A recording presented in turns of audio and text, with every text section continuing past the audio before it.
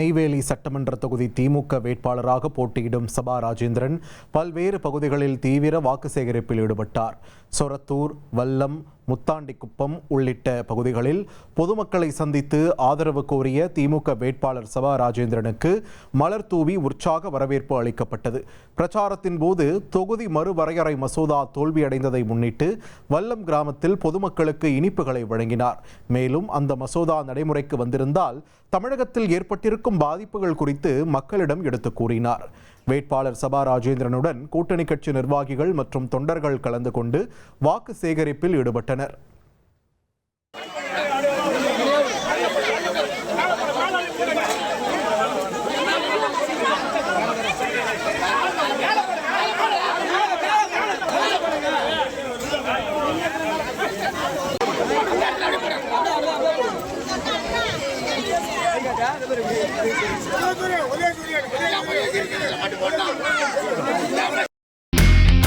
இனி செல்லும் இடமெல்லாம் செய்தி.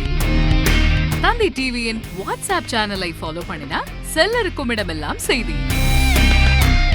இதோ QR கோட் இப்பவே ஸ்கேன் பண்ணுங்க, ஃபாலோ பண்ணுங்க.